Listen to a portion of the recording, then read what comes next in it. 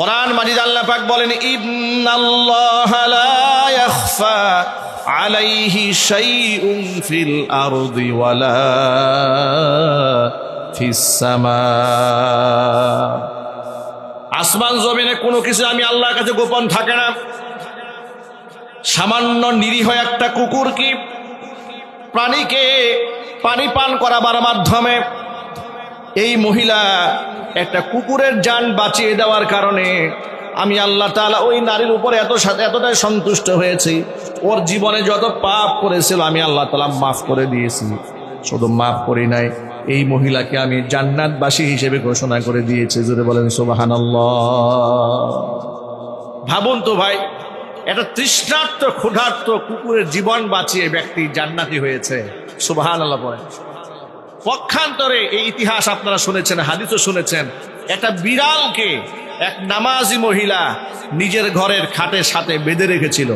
অপরাধ বিড়ালের মহিলার খাবারের মুখ দিয়েছিল, এই জন্য এই বিড়ালটাকে আটকায় রেখেছে।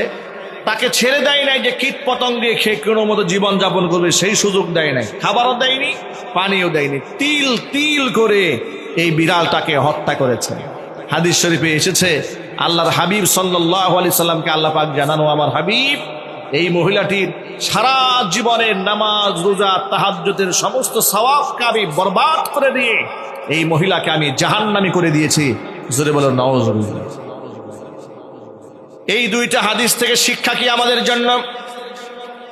আমাদের জন্য শিক্ষা হলো, আমরা এমন একটা ধর্ম বিশ্বাস করি, এই ধর্মে মানুষের মর্যাদা তো আছেই, মানুষের মর্যাদা তো অনেকও করে। সে যদি অমুসলিমও হয়, সে যদি ইহুদিও হয়, সে যদি খ্রিস্টানও হয়, সে যদি মুশরিকও হয়, তারও সম্মান আছে। সুবহানাল্লাহ। জানোয়ারের সম্মান আছে, পশু পাখির সম্মান আছে, আর সেখানে মানুষের সম্মান থাকবে না? হুজুরের খাদেম সাহাবী আনাস ইবনে মালিক রাদিয়াল্লাহু তাআলা আনহু বলছেন, আমরা নবীজি সাল্লাল্লাহু আলাইহি ওয়াসাল্লামের সাথে এক জায়গায় বসে আছি, এমন সময় আমাদের সামনে দিয়ে একটা লাশ চলে গেল। লাশ চলে যাওয়ার পরে রাসূল পাক সাল্লাল্লাহু আলাইহি ওয়াসাল্লাম লাশটা দেখে দাঁড়িয়ে গেলেন। বর্ণনাকারী সাহাবী হযরত আনাস ইবনে মালিক বলেন, আমরা অবাক বিস্ময়ে রাসূলকে প্রশ্ন করলাম, ইয়া রাসূলুল্লাহ আলাইসা হুয়া ইয়াহুদিয়ুন, আপনি যেই মৃতদেহটা দেখে দাঁড়িয়ে গেলেন সেটা তো একটা ইহুদির লাশ, ইহুদির লাশটা দেখে আপনি দাঁড়িয়ে গেলেন, সে তো ইহুদি। আল্লাহর নবী সাল্লাল্লাহু আলাইহি সাল্লাম বললেন, আলাইসা তো হুয়া বিনাফসিন, সে তো ইহুদি হতে পারে কিন্তু সে কি মানুষ নয়? আমি মানুষ হিসেবে এ লাশের সম্মান দিয়েছি।